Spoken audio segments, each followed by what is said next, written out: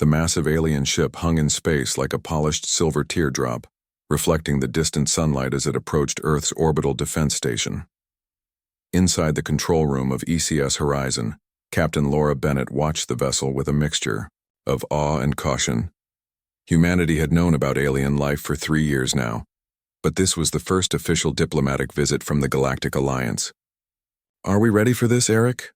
Laura asked, turning to the man hunched over a console nearby.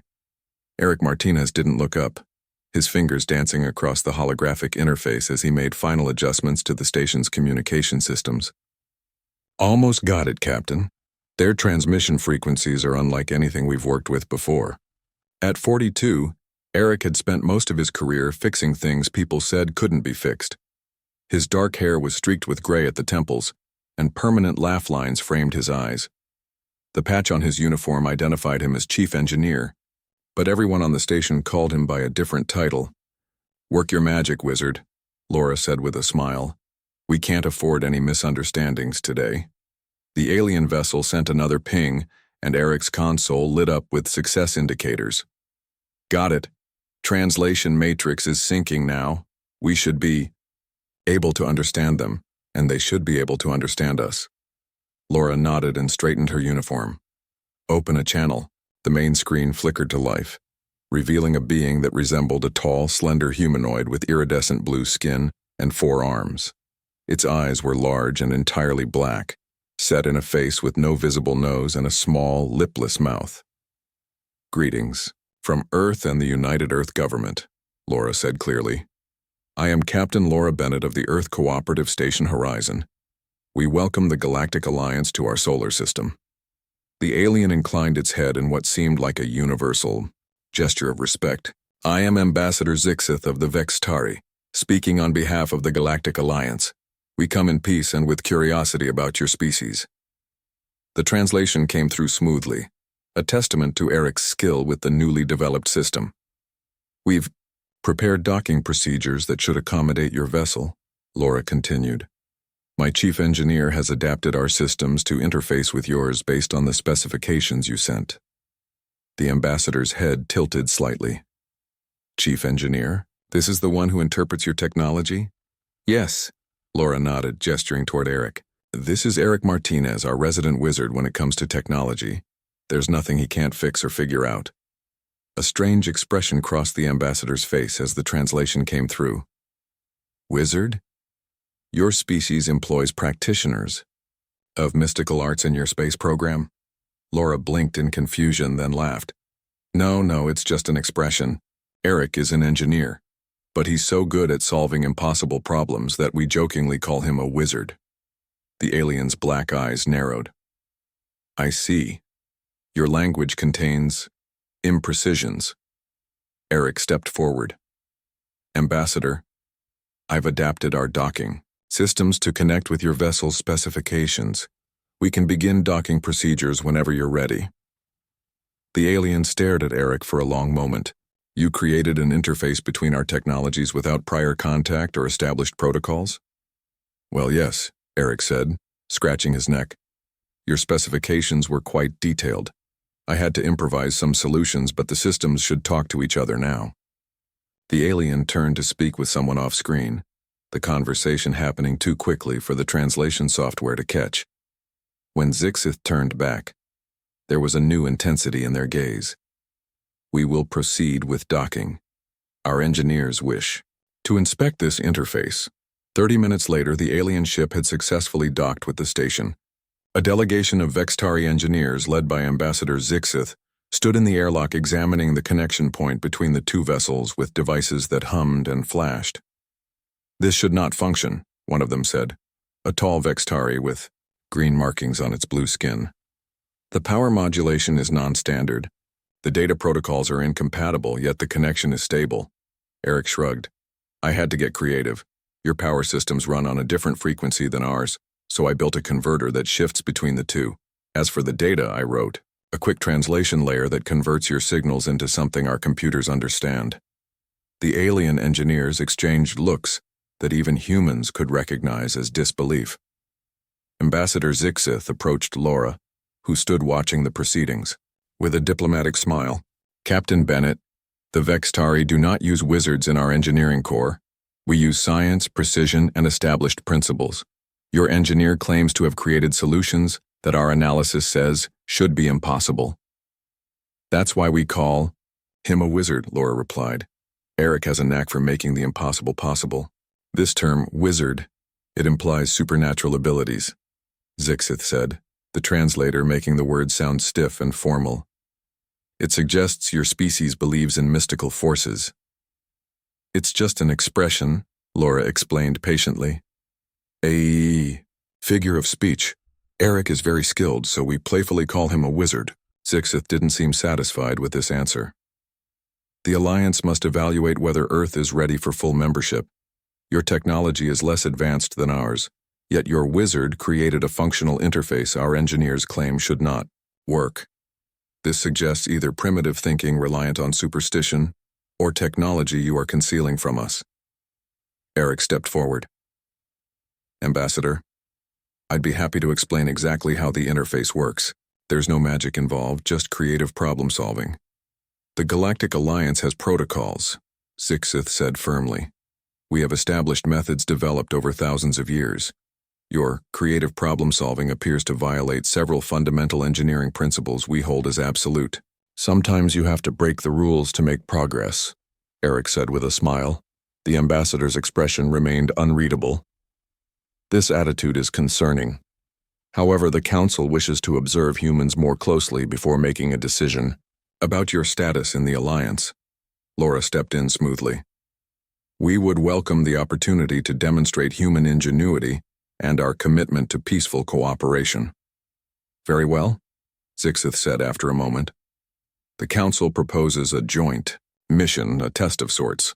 There is an ancient outpost on a distant moon, built by a species long extinct. Alliance engineers have studied it for centuries but have been unable to activate its systems.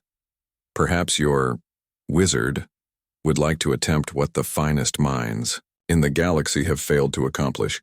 Eric's eyes lit up at the challenge. I'd love to try. Then it is agreed, Zixith said. In 6 months we will venture to Outpost Gamma 9. There we will see if human wizardry has any value to the galaxy. As the delegation moved toward the conference room to discuss details, one of the alien engineers lingered behind, still examining Eric's interface with obvious confusion. It should not work, the engineer muttered. It defies established principles. Eric smiled. But it does work. And sometimes that's all that matters. 6 months passed quickly. The human ship Endeavour traveled alongside 3 Galactic Alliance vessels through the darkness of space. Eric Martinez stood at the observation deck, watching the stars streak by as the small fleet used jump technology to cross vast distances. Nervous? Asked a voice behind him. Eric turned to see Sofia Rodriguez, his apprentice engineer.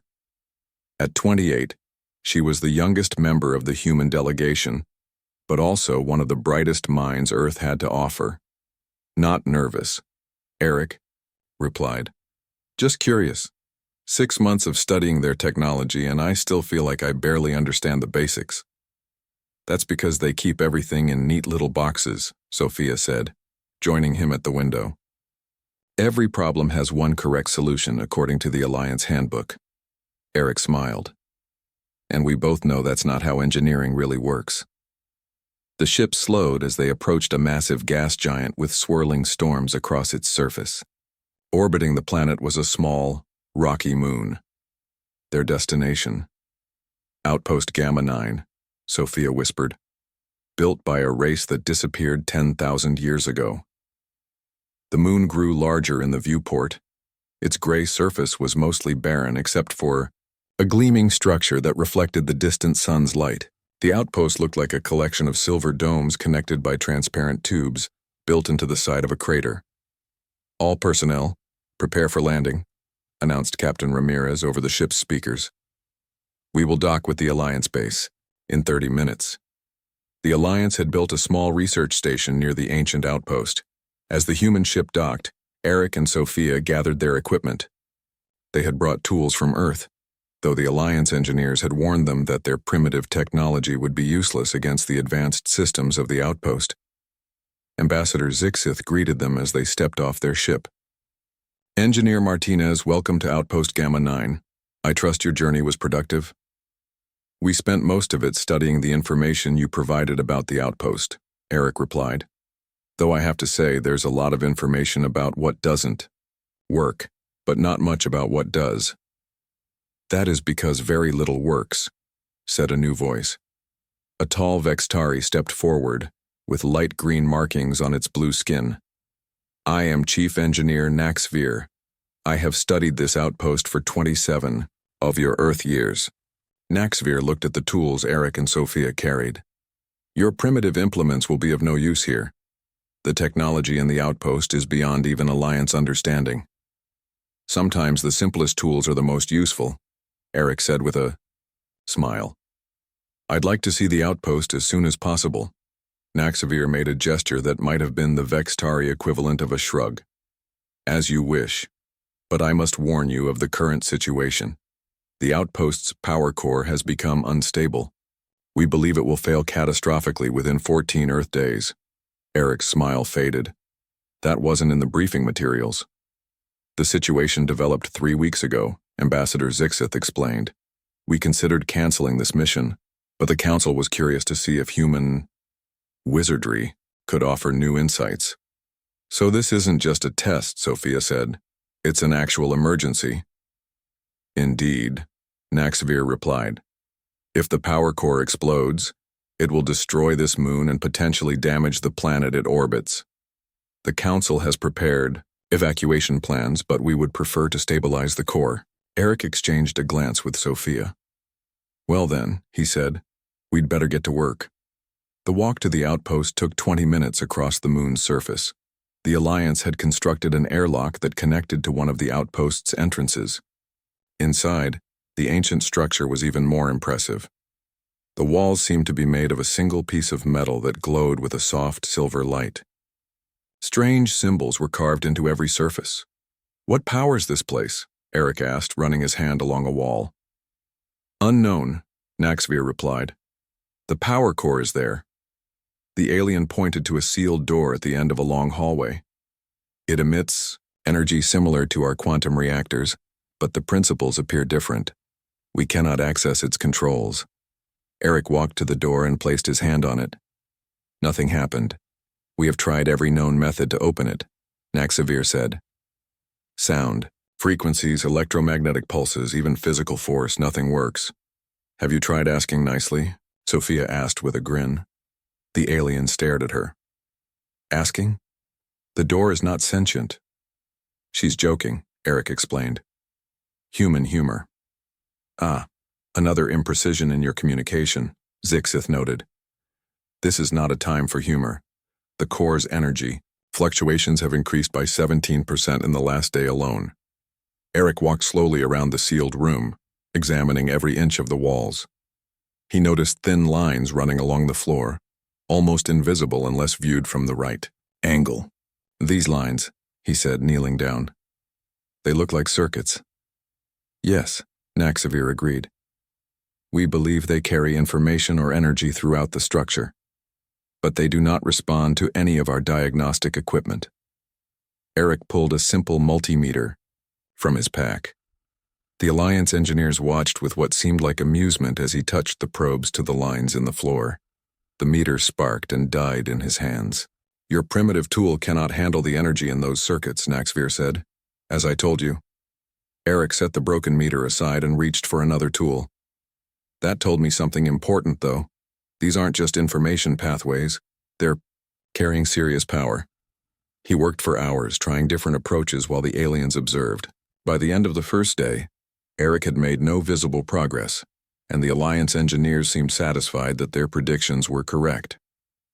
Perhaps tomorrow will bring better results, Zixith said, as the team prepared to return to the base for rest.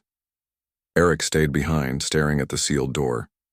Sophia, can you hand me the portable scanner? She passed him a device they had brought from Earth. It was designed to create three-dimensional maps of electrical fields. What are you thinking? She asked. These aliens think in straight lines, Eric replied quietly. Everything has to follow rules and protocols.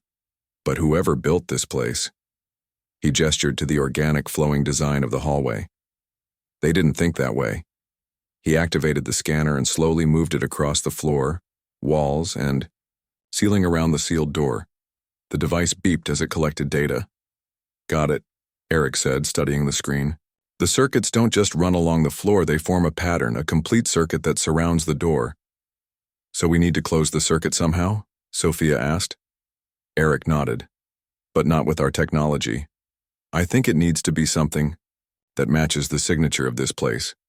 He looked around and spotted a small piece of the wall material that had broken off near the floor. He picked it up and examined it. This might work. If we place it in the right spot, it might bridge the gap in the circuit I found. Sophia looked skeptical. That's your plan? Pick up a piece of alien metal and put it somewhere? That's not engineering, that's wizardry? Eric finished with a smile. Sometimes the solution isn't about following the manual, it's about seeing the pattern that others miss. He carefully placed the metal fragment on the floor where his scanner had detected a break in the circuit pattern.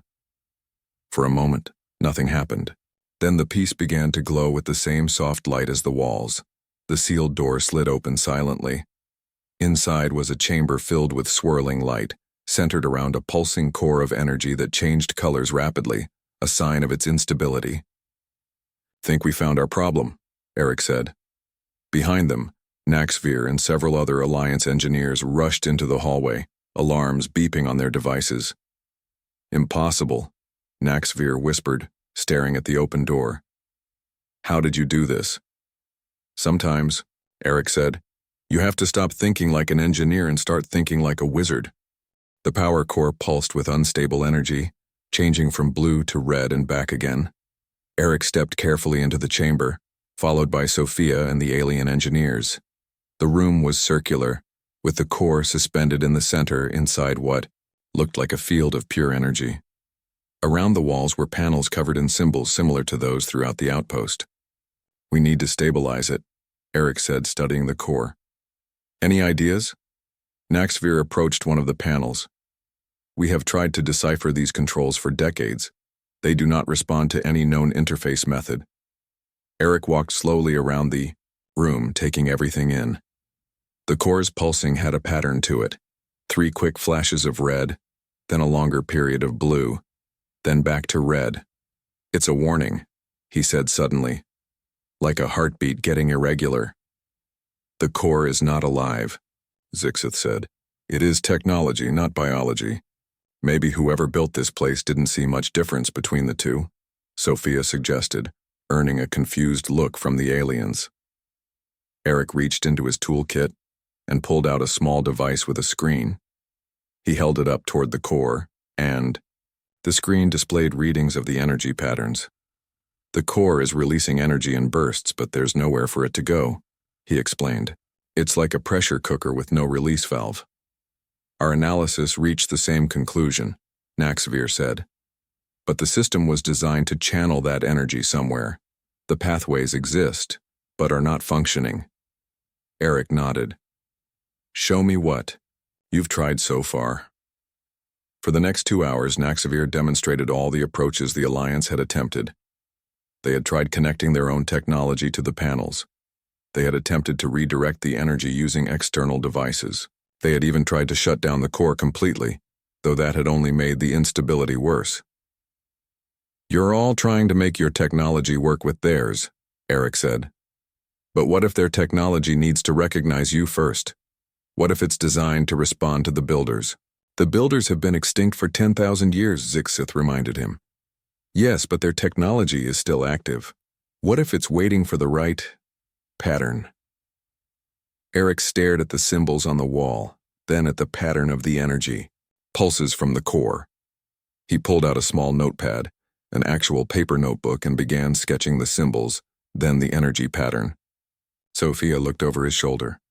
You think they match, she said. It wasn't a question. Not exactly, but there's a relationship. Eric pointed to his drawings. See how this symbol has 3 parts, like the 3 red pulses? And this longer symbol matches the timing of the blue phase. He walked to one of the panels and studied it more closely. In the center was a depression about the size of a hand. Has anyone tried touching this?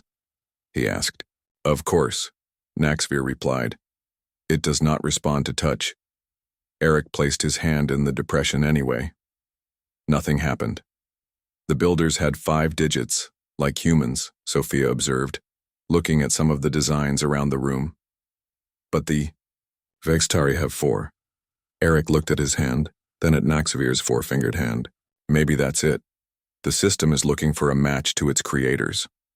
That is a primitive biometric security system, Naxvir said dismissively. Our technology moved beyond such simple measures thousands of years ago. Simple doesn't mean ineffective, Eric replied. He turned back to the panel and placed his hand in the depression again, this time closing his eyes. The energy has a rhythm to it. Maybe the panel needs to feel the same rhythm. He began tapping his fingers in the pattern of the core's pulses. 3 quick taps, then a longer press. After a few repetitions, the panel under his hand began to glow. It's working, Sophia exclaimed. Symbols across the panel lit up, flowing, like water across the surface. The core's pulsing slowed slightly, its color shifting more toward blue than red. I need to match the rhythm exactly, Eric said, concentrating. Sophia, watch the core and tell me if I'm off. Sophia focused on the core while Eric adjusted his tapping pattern. The aliens watched in silence, their expressions unreadable but their posture suggesting amazement. A little slower on the long press, Sophia guided him. There, that's it.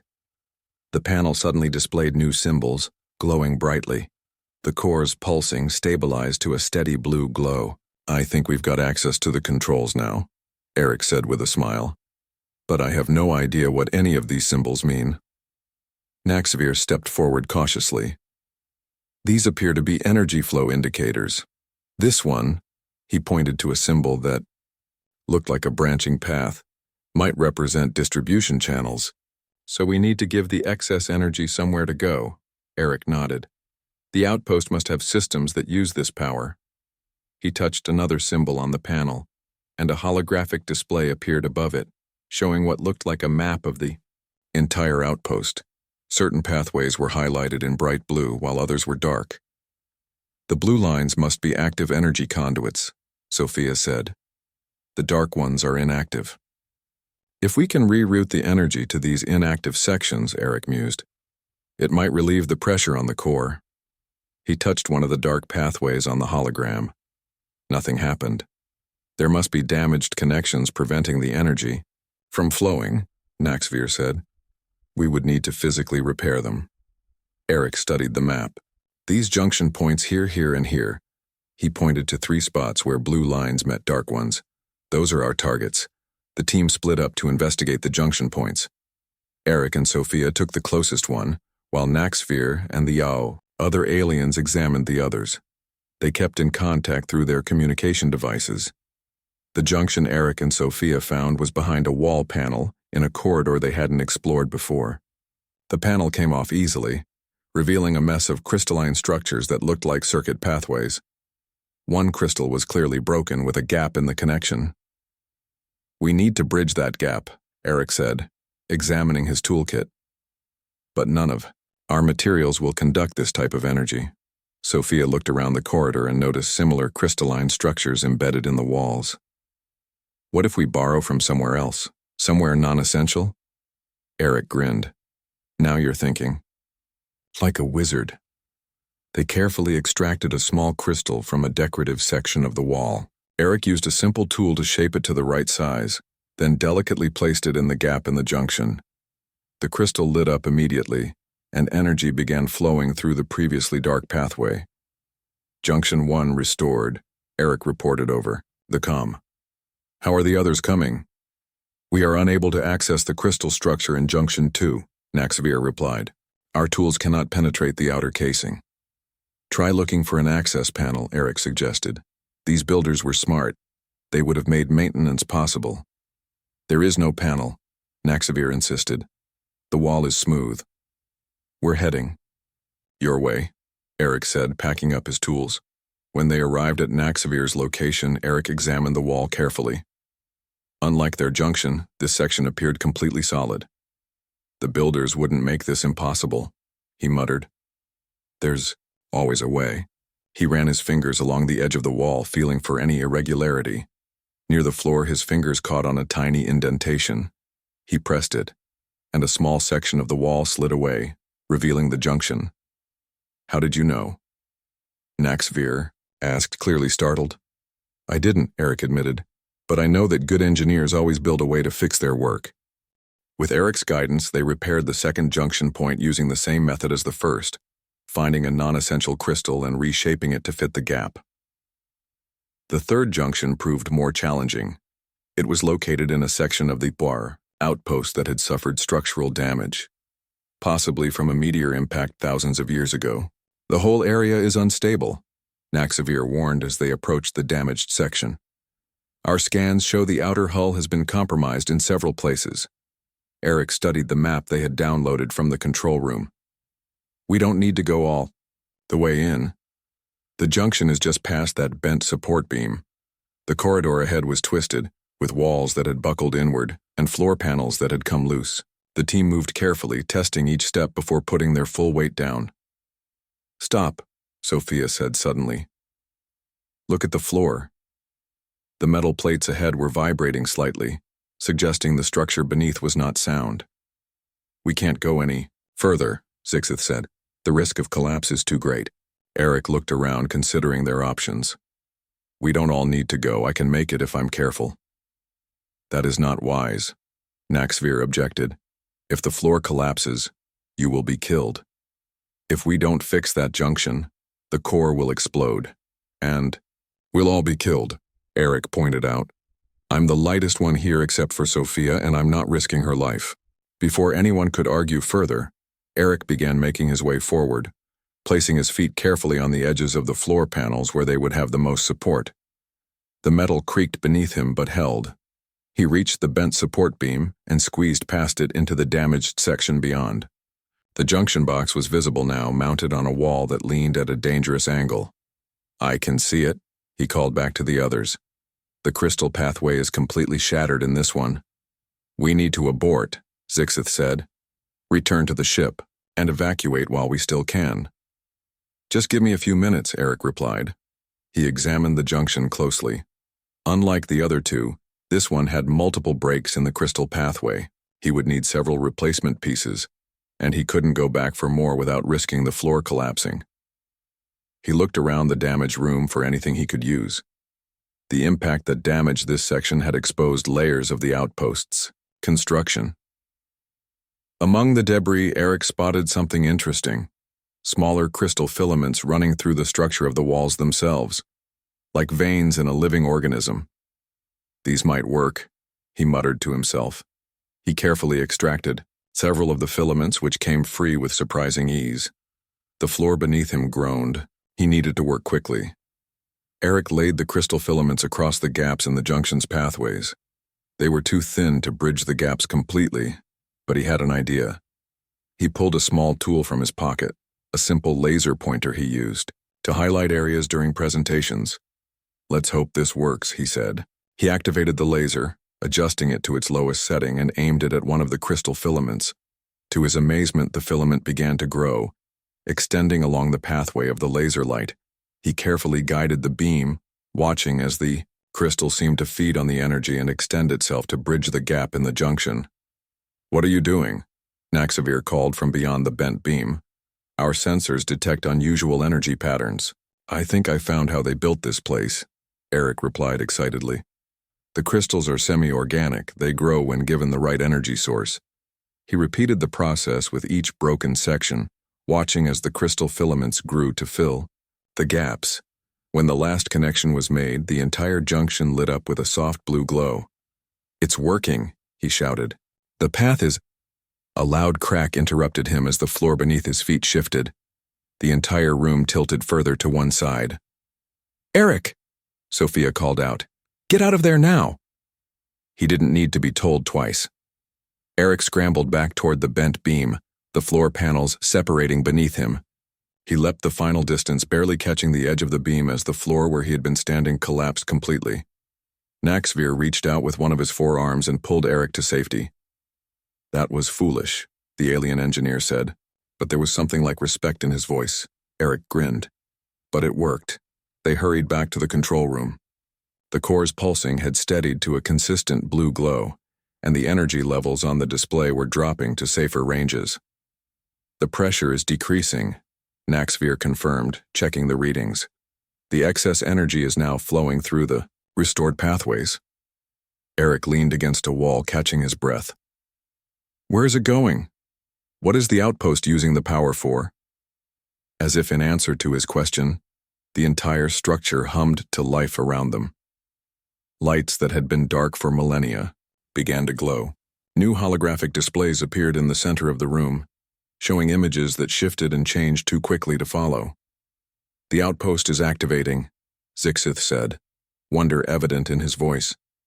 After thousands of years of dormancy, one of the Alliance scientists stepped forward, studying the displays with wide eyes. These are star charts, historical records. This outpost wasn't a weapon or a power station. It's a library. The holographic images settled into a stable pattern, showing what appeared to be a map of the galaxy. Certain star systems were highlighted, with symbols next to them that none of the team could read. The knowledge of an entire civilization, the scientist whispered, preserved here all this time, waiting for someone to unlock it. Eric looked at the map with amazement. They must have known they were dying out. They built this place to last, to preserve what they knew. And they made it respond to beings physically similar to themselves, Sophia added, which turns out to be humans, not Vextari. Zixith approached Eric, standing tall and formal. Engineer Martinez, the Alliance owes you a debt. What you have accomplished here today has eluded our finest minds for generations. Eric shrugged modestly. We just looked at the problem differently. Sometimes the simplest approach works best. There was nothing simple about what you did, Naxavir objected. You ignored established protocols. You took dangerous risks. You used primitive tools and intuitive leaps rather than proven methodologies. That's what we call human ingenuity, Sophia said with a smile. Or wizardry, Zixith added, using the human term deliberately. I believe I'm beginning to understand why your people use this expression. Before they could continue the conversation, a new alert sounded from the panels. The core's steady blue glow suddenly flashed to red, and the room shook around them. What's happening? Eric asked, steadying himself against a wall. I thought we fixed the power problem. Naxavir rushed to check the displays. The core is stable, but something else has activated. The outpost's defense systems are coming online. A new holographic display appeared, showing the exterior of the outpost. Red targeting markers appeared on the Alliance ships docked nearby. It thinks we're intruders, Sophia realized. It's defending itself. Can you shut it down? Zixith demanded, genuine fear in his voice. Those weapons could destroy our ships in seconds. Eric looked at the new symbols that had appeared on the control panels. They were completely different from the ones they had deciphered earlier. I don't know, he admitted. This is a whole new system. The outpost shook again as weapon emplacements rose from its surface, powering up with the energy now flowing freely from the core. We have 5 minutes at most before those weapons fire, Naxavir said grimly. And we have no idea how to stop them. The weapons continued to power up as everyone in the control room rushed to understand the new symbols that had appeared on the panels. Naxavir and the other Alliance engineers worked feverishly, scanning the displays with their devices and discussing theories in their own language. 4 minutes until weapons are fully charged, one of the aliens announced. Eric stood back from the commotion, watching the holographic display of the outpost's exterior. The defense system looked advanced.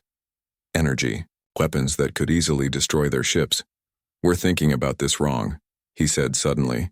We're treating it like a malfunction, but it's doing exactly what it was designed to do.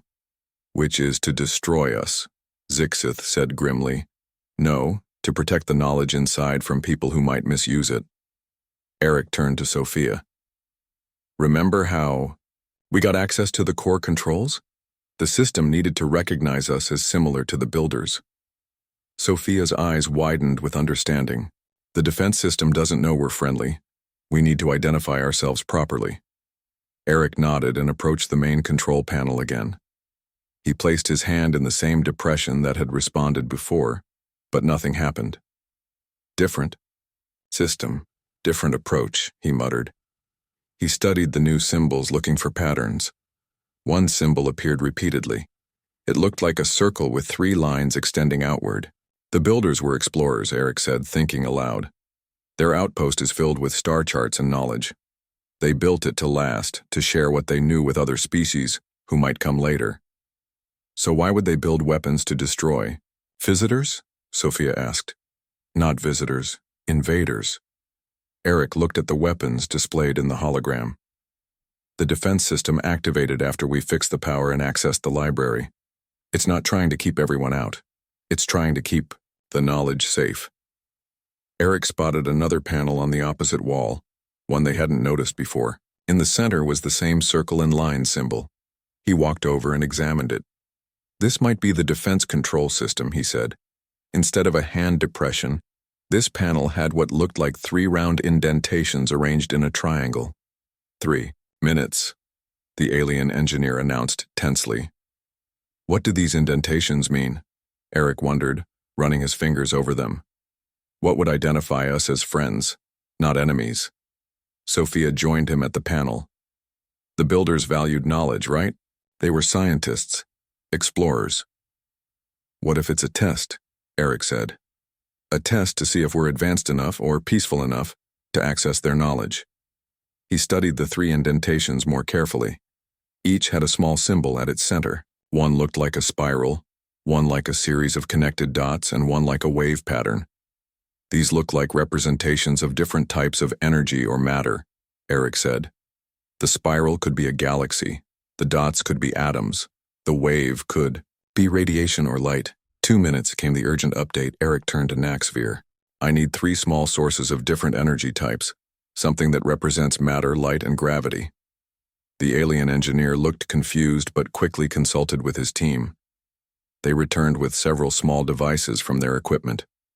This generates a minor gravitational field for testing purposes, Naxvir explained, handing Eric a small silver sphere. This produces a focused light beam across multiple spectrums, and this contains a sample of stable exotic matter.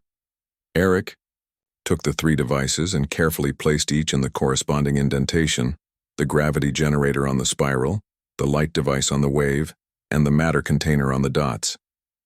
Nothing happened. 1 minute, the alien engineer called. Out. It's not accepting them, Sophia said, the stress evident in her voice. Eric stared at the panel, then at the builders' symbols around the room. We're still thinking like us, not like them. These builders saw the universe as connected, integrated. Their technology is semi-organic, remember? He removed the 3 devices and placed them on the floor. Then he reached into his pocket and pulled out 3 small objects. A metal washer, a small crystal he had picked up from the damaged section, and a tiny light from his toolkit. Basic elements, he explained. Metal represents solid matter. Crystal represents structure and light refraction, and direct light represents energy. He placed each in the indentations, arranging them in a different pattern than before. Light in the spiral, crystal in the wave, and metal in the dots. 30 seconds, came the warning. The panel remained dark. Eric frowned, then suddenly rearranged the items once more, placing them all in different positions. Come on, he whispered. Show us you're as smart as I think you are. 10 seconds, the alien called. 9, 8. The panel suddenly glowed bright blue. The circle and line symbol pulsed with light, and a new holographic display appeared above it. It showed the outpost with its weapons, but now the targeting markers on. The ships had disappeared. Weapons powering down, Naxvir confirmed, checking his readings. Defense system returning to standby mode. Everyone in the room released a collective breath of relief. How did you know which arrangement would work? Zixith asked, looking at Eric with newfound respect. Eric smiled. I didn't. I tried all possible arrangements. The builders wouldn't make it impossible to pass their test, just difficult enough to ensure visitors understood the basics of matter and energy. So you guessed? Naxavir seemed scandalized by the idea. I made an educated guess based on the available information, Eric corrected. Sometimes that's all you can do. The main holographic display in the center of the room changed, now showing what appeared to be a welcome message. Symbols flowed across it that gradually shifted into recognizable Alliance standard language. It's adapting to communicate with us, one of the scientists said in amazement. The system is learning our language from our devices. The message became clear. Welcome, seekers of knowledge. Access granted to the archives of the Lumari. The Lumari, Zixith whispered. We know almost nothing about them except that they were one of the first spacefaring races. Their civilization spanned thousands of worlds before they mysteriously vanished.